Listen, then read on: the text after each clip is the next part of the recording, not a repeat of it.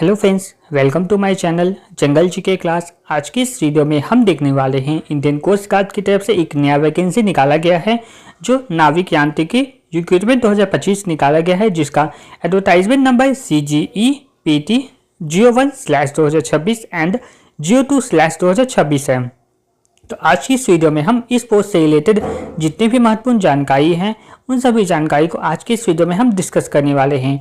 ये एक बहुत ही अच्छा वैकेंसी निकाला गया है क्योंकि अभी के टाइम इन नेवी का, आर्मी का या किसी भी पुलिस वाले विभागों के, नेवी, आर्मी ये सब में इससे रिलेटेड वो जितने भी फॉर्म आते हैं सभी अग्निवीर के अंतर्गत आते हैं। लेकिन ये वाला जो फॉर्म है एक परमानेंट जॉब है, ये अग्निवीर वाला फॉर्म नहीं है, ये एक परमानेंट आपको जॉब इसमें मिलने वाला है। तो इसलिए ये फॉर्म जो है बहुत ही इंपॉर्टेंट हो जाता है आप लोगों के लिए। तो आप इस फॉर्म को, अगर आप एलिजिबल हैं तो इस फॉर्म को जरूर अप्लाई करें। तो आइए जानते हैं इस फॉर्म से रिलेटेड जो इतनी भी महत्वपूर्ण जानकारी है, जैसे फॉर्म भरने का जो एप्लीकेशन फ़ी है वो कितना लगेगा, फॉर्म भरने का इंपॉर्टेंट डेट क्या रहेगा, इसका लास्ट डेट क्या रहेगा, एज लिमिट क्या रहेगा, इसमें एज रिलैक्सेशन आपको क्या मिलने वाला है, पोस्ट वाइज इसका टोटल कितना वैकेंसी है, अलग अलग पोस्ट पे इस वैकेंसी को निकाला गया है, टोटल इसमें कितना पोस्ट रहने वाला है, फिजिकल स्टैंडर्ड टेस्ट क्या रहेगा, यानी आपको हाइट कितना चाहिए, इसमें दौड़ना कितना होगा, कितना लॉन्ग जंप, हाई जंप क्या है नहीं है, सभी चीज़ आज की वीडियो में हम डिस्कस करने वाले हैं। इसके अलावा इसमें फिर मेडिकल का भी रहेगा, आपका हाइट कितना चाहिए, चेस्ट क्या चाहिए, जितने भी मेडिकल फिटनेस के रिलेटेड जो जानकारी होगी वो भी आपको इस वीडियो के अंतर्गत मिलने वाली है। इसके बाद लास्ट हम लोग देखेंगे इसका सिलेक्शन प्रोसेस क्या रहेगा, इसमें सिलेबस क्या रहेगा, कौन कौन से सब्जेक्ट से क्वेश्चन इसमें पूछे जाएंगे। तो आइए वीडियो को स्टार्ट करते हैं। तो सबसे पहले हम देख लेते हैं फॉर्म भरने का डेट है वो कब से स्टार्ट होगा। फॉर्म भरने का जो स्टार्टिंग डेट रहेगा इसमें वो होगा 11/6/2025 होगा। 11/6/2025 फॉर्म भरने का स्टार्टिंग डेट रहेगा और फॉर्म भरने का जो लास्ट डेट रहेगा वो 25/6/2025 रहेगा। इसमें फिर इसका जो CBT एग्जाम होगा वो सितंबर 2025 में CBT एग्जाम लिया जाएगा। CBT एग्जाम से पहले आपका जो एग्जाम सिटी इसमें बताया जाएगा वो 10 दिन, जब भी आपका एग्जाम होगा उससे 10 दिन पहले आपको आपका सिटी का इन्फॉर्मेशन दे दिया जाएगा। और आपका जो एडमिट कार्ड इसमें डाउनलोड होगा वो जब भी आपका एग्जाम होगा उससे 2 से 3 दिन पहले आपका इसमें एडमिट कार्ड डाउनलोड होना स्टार्ट हो जाएगा। अब हम देखते हैं फॉर्म भरने के लिए आपको कितना फीस का पेमेंट करना होगा। तो इसमें जितने भी जनरल, OBC और EWS कैटेगरी से जो भी बच्चे आएंगे उन्हीं में 300 रुपये का पेमेंट करना होगा, जबकि ST और SC कैटेगरी से जो बच्चे आएंगे उन्हीं में कोई भी पेमेंट नहीं करना होगा, उनके लिए ये फॉर्म फ्री रहेगा। और ये पेमेंट का जो मोड आपको करना होगा वो पेमेंट ऑनलाइन मोड में करना होगा। तो आइए अब हम देख लेते हैं इसका एज लिमिट या क्या रहेगा। फॉर्म भरने के लिए आपका एज कितने के बीच रहना चाहिए तो आप इस फॉर्म को अप्लाई कर सकते हैं। तो फॉर्म भरने के जो एज लिमिट रहेगा वो 18 साल से लेकर 22 साल के बीच रहेगा। अगर आपकी एज 18 साल से 22 साल के बीच है तो आप इस फॉर्म को अप्लाई कर सकते हैं। फॉर्म अप्लाई करने के लिए जो डेट ऑफ बर्थ रहेगा, अगर यांत्रिकी वाले पोस्ट के लिए आप अप्लाई करना चाहते हैं तो आपका जो डेट ऑफ बर्थ रहेगा वो 1/3/2004 से 1/3/2008 के बीच रहना चाहिए। और अगर आप नाविक DB वाले पोस्ट के लिए अप्लाई करना चाहते हैं तो आपका जो डेट ऑफ बर्थ रहेगा वो 1/8/2004 से 1/8/2008 के बीच रहना चाहिए। और लास्ट जो नाविक GD वाले पोस्ट के लिए अगर आप अप्लाई करना चाहते हैं तो आपका जो डेट ऑफ बर्थ रहेगा वो 1/8/2004 से 1/8/2008 के बीच होना चाहिए। तो आप इस फॉर्म को अप्लाई कर सकते हैं। इसमें एज रिलैक्सेशन भी आपको देखने को मिल जाएगा, जिसमें जनरल और OBC वाले जितने भी बच्चे होंगे उन्हीं में 3 साल का छूट दिया जाएगा एज में, और जितने भी ST और SC कैटेगरी के जो बच्चे आएंगे उन्हीं में 5 साल का छूट देखने को मिल जाएगा। अब आगे हम देख लेते हैं इसमें पोस्ट वाइज क्वालिफिकेशन क्या है, यानी अलग अलग पोस्ट पे इस वैकेंसी को निकाला गया है और अलग अलग पोस्ट के लिए आपका क्वालिफिकेशन भी अलग अलग मांगा गया है। जैसे सबसे पहले नाविक जनरल ड्यूटी GD वाले पोस्ट के लिए अगर आप अप्लाई करना चाहते हैं तो इसके लिए आपके पास 12 पास होना चाहिए और साथ ही आप फिजिक्स और मैथ आपका 12 में होना चाहिए, यानी 12 आपने साइंस से पास किया होगा और साइंस में आपके पास फिजिक्स और मैथ है तो आप नाविक GD वाले पोस्ट के लिए अप्लाई कर सकते हैं। अगर आप नाविक डोमेस्टिक ब्रांच DB वाले पोस्ट के लिए अप्लाई करना चाहते हैं तो आपके पास सिंपली 3 पास आपके पास क्वालिफिकेशन होना चाहिए, तो आप इस फॉर्म को अप्लाई कर सकते हैं। अब लास्ट जो है वो यांत्रिकी वाले पोस्ट है, इसके लिए अगर आप अप्लाई करना चाहते हैं तो आपके पास डिप्लोमा वाली डिग्री होनी चाहिए। साथ ही डिप्लोमा आपके पास जो किया हुआ होगा वो आपने या तो इलेक्ट्रिकल या फिर mechanical, electronic, telecommunication, radio power में इसमें से किसी भी ब्रांच से अगर आपने डिप्लोमा की डिग्री प्राप्त की है तो आप यांत्रिकी वाले पोस्ट के लिए अप्लाई कर सकते हैं। अब आगे हम देख लेते हैं इसमें टोटल कितना वैकेंसी को निकाला गया है। तो जो टोटल वैकेंसी इसमें निकाली गई है वो है टोटल 630 पोस्ट पर इस वैकेंसी को निकाला गया है। टोटल 630 पोस्ट पर इस वैकेंसी को निकाला गया है, जिसमें अगर आप नीचे देख लेंगे तो आपको हर कैटेगरी के लिए जिस भी कैटेगरी से आप आते हैं उस कैटेगरी का पोस्ट देखने को मिल जाएगा। जैसे नाविक जीडी यानी जनरल ड्यूटी वाले पोस्ट के लिए बात करेंगे तो इसमें जनरल के लिए 99 पोस्ट हैं, ईडब्ल्यूएस के लिए 25 पोस्ट हैं, ओबीसी के लिए 65 हैं, एससी के लिए 46 हैं, एसटी के लिए 25 पोस्ट हैं। उसी तरह अगर आप यांत्रिकी मैकेनिकल वाले ब्रांच के लिए बात करेंगे, हर ब्रांच का जैसे हमने बताया था कि डिप्लोमा वाले के लिए अलग अलग ब्रांच चाहिए, तो हर ब्रांच के लिए इसमें अलग अलग पोस्ट निकाला गया है। जैसे मैकेनिकल वाले ब्रांच है उसके लिए जनरल में 11 है, ईडब्ल्यूएस में 4 पोस्ट हैं, ओबीसी में 9 पोस्ट हैं, एससी में 6 पोस्ट हैं, एसटी के लिए इसमें कोई पोस्ट नहीं है और इसमें टोटल जो है वो 30 पोस्ट रखा गया है। तो इस तरह आप आगे का भी देख सकते हैं, क्योंकि एक एक करके बताएंगे तो वीडियो थोड़ा सा लंबा हो जाएगा। तो आप यहाँ से अपने अनुसार आपका जो भी कैटेगरी आएगा उसके अनुसार इस पोस्ट को देख सकते हैं। इसके अलावा अगर आप डोमेस्टिक वाले नाविक जनरल ड्यूटी, नाविक का जनरल ड्यूटी डोमेस्टिक ब्रांच या फिर जीडी वाले पोस्ट के लिए अप्लाई करना चाहते हैं तो उसके लिए भी यहाँ पे आप लोगों को अलग अलग कैटेगरी में कितना पोस्ट है वो देखने को मिल रहा होगा। अब आगे हम देख लेते हैं। इसके बाद कुछ और आप बातें आप लोगों को याद जाननी जरूरी है। पहला, जैसे अगर आप फॉर्म भरना स्टार्ट करेंगे तो आपसे जोन से पूछा जाएगा, यानी किस जोन से आप फॉर्म अप्लाई करना चाहते हैं।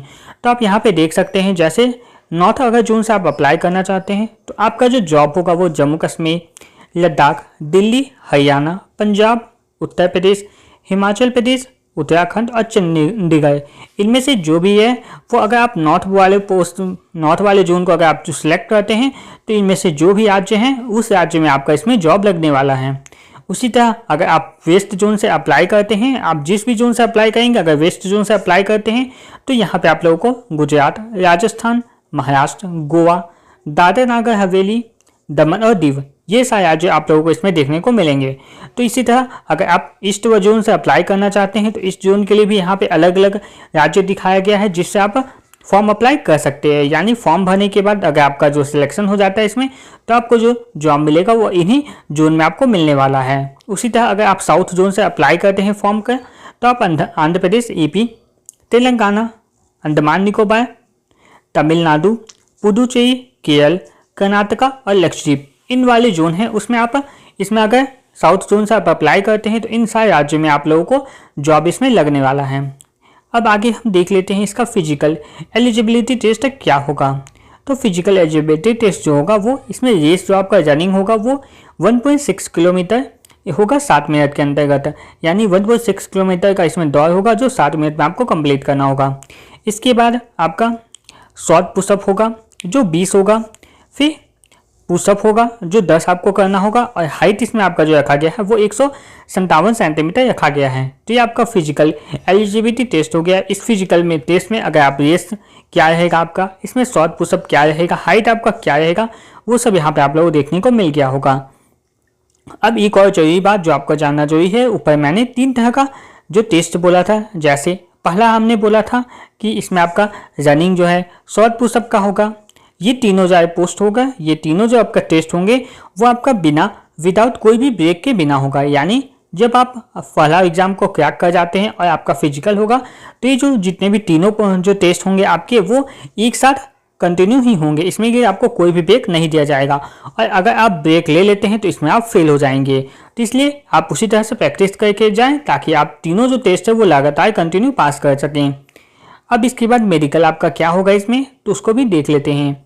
मेडिकल के लिए सबसे पहले आपका जो हाइट रहेगा इसमें हाइट 157 सेंटीमीटर रहना चाहिए। आपका चेस्ट जो होगा वो मतलब फुलाने के बाद आपका जो चेस्ट रहेगा वो 5 सेंटीमीटर होना चाहिए। उसके बाद अगला जो है इसमें वेट होगा, तो वेट इसमें आपका रहेगा वो एज होगा, एज पर मतलब 10 साल से ऊपर, मतलब 10 साल 10% करके आपको जैसा आपका हाइट होगा उसके अनुसार आपका हाइट और एज के अनुसार आपका 10% इसमें नंबर दिया जाएगा वेट में। उसके बाद हियरिंग यानी सुनने की जो क्षमता होगी सुनने की वो नॉर्मली आना चाहिए आपके पास। अब आगे हम इसका सिलेक्शन प्रोसेस को देख लेते हैं। तो इसका जो सिलेक्शन प्रोसेस रहेगा इसमें आपका सबसे पहले सीबीटी का रिटन एग्जाम होगा। अगर रिटन एग्जाम आप क्वालिफाई कर जाते हैं तो उसके बाद आपका इसमें फिजिकल टेस्ट होगा, लास्ट में फिर डीवी और मेडिकल टेस्ट होगा। अब हम इसका एग्जाम पैटर्न को देख लेते हैं। यानी अगर आप फॉर्म को अप्लाई कर जाते हैं तो फॉर्म अप्लाई होने के बाद आपका जो पहला सीबीटी एग्जाम होगा इसमें एग्जाम पैटर्न क्या रहेगा। तो सबसे पहले अगर आप नाविक वाले पोस्ट के लिए अप्लाई करते हैं डीबी वाले पोस्ट के लिए, तो इसके लिए आपका सेक्शन 1 का एग्जाम होगा। सेक्शन 1 एग्जाम होगा जिसमें आपको 30% जो मार्क्स है वो जनरल, ओबीसी और ईडब्ल्यूएस के लिए कंपलसरी है, और 27 नंबर जो है वो एसटी और एससी के लिए कंपलसरी आना जरूरी है। लेकिन ये पासिंग मार्क्स मतलब ये बस क्वालिफाई के लिए, लेकिन आपको क्वालिफाई नहीं करना है, आपको मैक्सिमम से मैक्सिमम मार्क्स प्राप्त करना है ताकि आपका जो मेरिट लिस्ट है वो जल्दी से बन सके। उसके बाद जो नाविक जीडी वाले पोस्ट के लिए अप्लाई करना चाहते हैं अगर आप, तो इसका आप में आपका सेक्शन 2 एग्जाम होगा, यानी सेक्शन 1 और सेक्शन 2 का एग्जाम होगा। अगला, अगर आप यांत्रिकी इलेक्ट्रिकल वाले पोस्ट के लिए अप्लाई करना चाहते हैं तो इसके लिए आपके पास है सेक्शन 1 का तो एग्जाम कंपलसरी होगा ही, लेकिन इसके साथ सेक्शन 3 का भी एग्जाम होगा।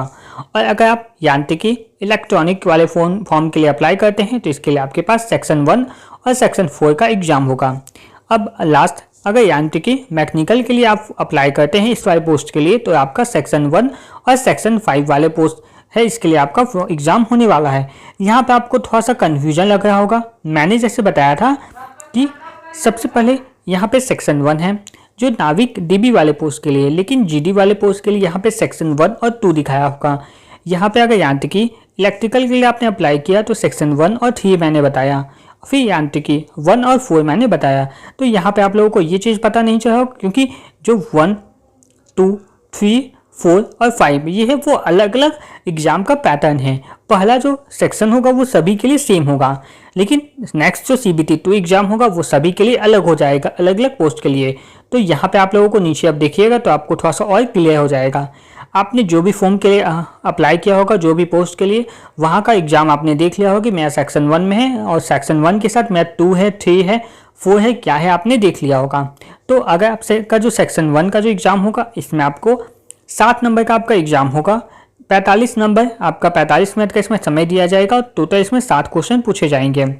इसमें आपका जो सब्जेक्ट रहेगा वो मैथ रहेगा जिसमें 20 क्वेश्चन होंगे, साइंस के 10 क्वेश्चन होंगे, इंग्लिश के 15 क्वेश्चन, रीजनिंग के 10 क्वेश्चन और 5 क्वेश्चन जीके के पूछे जाएंगे। ये सारे जो फॉर्म सिलेबस का स्टैंडर्ड रहेगा वो अंदर लेवल जो है सिलेबस का वो 10 स्टैंडर्ड का सिलेबस आने वाला है इसमें। अगर आपका जो भी पोस्ट के लिए आपने अप्लाई किया होगा उसमें सेक्शन 1 के साथ सेक्शन 2 लिखा हुआ है तो सेक्शन 1 तो सबका वही एग्जाम होगा, लेकिन सेक्शन 2 में अगर आपका जो एग्जाम होगा इसमें 50 मार्क्स के क्वेश्चन पूछे जाएंगे, 30 मिनट का आपका समय दिया जाएगा और इसमें 50 क्वेश्चन रहेंगे। इसमें जो क्वेश्चन रहेगा वो 25-25 क्वेश्चन रहेगा, यानी 25 मैथ का और 25 फिजिक्स का क्वेश्चन इसमें पूछा जाएगा। और इसका जो लेवल रहेगा मतलब एग्जाम कितना रहेगा तो वो एग्जाम 12 स्टैंडर्ड के लेवल का रहेगा। इसके बाद अगर आपका जो सेक्शन 3 वाला पोस्ट पे, अगर आपका सेक्शन 3 वाला भी एग्जाम हुआ है आपके पोस्ट पे, तो इसके लिए आपके पास मैक्सिमम 50 मार्क्स का क्वेश्चन रहेगा, पूछा जाएगा। टोटल इसमें 30 मिनट का समय दिया जाएगा और इसमें 50 क्वेश्चन रहेंगे। ये 50 क्वेश्चन जो रहेंगे वो आपके ब्रांच से रहेंगे, यानी इलेक्ट्रिकल इंजीनियरिंग जो ब्रांच है उससे 50 क्वेश्चन पूछे जाएंगे। इसका जो लेवल रहेगा एग्जाम का वो डिप्लोमा लेवल पे रहेगा, क्योंकि जो पोस्ट है वो डिप्लोमा लेवल की है तो आपका डिप्लोमा लेवल पे ही क्वेश्चन पूछा जाएगा। इसके अलावा भी और भी फिर सेक्शन अगर आपका 4 का है तो 4 सेक्शन में आपका 50 वही क्वेश्चन रहेगा, 50 मार्क्स का क्वेश्चन रहेगा, 50 क्वेश्चन रहेगा और 30 मिनट समय दिया जाएगा। और ये 50 क्वेश्चन ये भी आपके ब्रांच से रहेंगे, यानी इलेक्ट्रॉनिक इंजीनियरिंग वाले ब्रांच से 50 क्वेश्चन पूछे जाएंगे। इसके अलावा जो सेक्शन 5 का अगर आपका एग्जाम हो रहा है तो सेक्शन 5 वाला में आपका मैक्सिमम मार्क्स 50 रहेगा, टाइम इसमें 30 मिनट दिया जाएगा, टोटल क्वेश्चन 50 रहेंगे। और इसमें जो क्वेश्चन पूछा जाएगा ये भी क्वेश्चन आपका मैकेनिकल इंजीनियरिंग से रिलेटेड 50 क्वेश्चन पूछा जाएगा। तो ये 3 जो पोस्ट है ये आपने जैसे जो पोस्ट से सुना होगा और डिप्लोमा आपने जिस भी ब्रांच में किया होगा उससे रिलेटेड 50 क्वेश्चन पूछे जाएंगे। तो इसके बाद लास्ट में सैलरी की बात कर लेते हैं, जिसमें आपको सैलरी कितना मिलने वाला है। तो इसमें जो सैलरी रहेगा नाविक अगर जनरल ड्यूटी वाले पोस्ट के लिए आप अप्लाई किए हैं तो इसके लिए आपका जो बेसिक पे रहेगा वो 21,700 रहेगा। अगर आप नाविक डोमेस्टिक ब्रांच डीबी के लिए अप्लाई किए हैं तो इसमें जो बेसिक आपका सैलरी रहेगा उसमें 21,700 रहेगा। इसके अलावा कुछ अलाउंस भी आपको इसमें देखने को मिलेगा। इसके बाद अगला जो है यांत्रिकी वाले पोस्ट के लिए अगर आप अप्लाई करते हैं तो आपका जो बेसिक पे रहेगा वो 29,200 से स्टार्ट होगा और इसमें कुछ आपका अलाउंस भी मिलेगा, वो आप लोग देख सकते हैं। तो यहाँ तक मैंने इस फॉर्म से रिलेटेड जितनी भी महत्वपूर्ण जानकारी थी उन सभी जानकारी को हमने डिस्कस कर लिया है। आगे इसी तरह के नए नए जॉब से रिलेटेड जानकारी को प्राप्त करने के लिए आप हमारे चैनल को सब्सक्राइब करके रख सकते हैं, साथ ही बेल आइकन को प्रेस करें ताकि आने वाली वीडियो का नोटिफिकेशन आपको सबसे पहले मिल सके। धन्यवाद।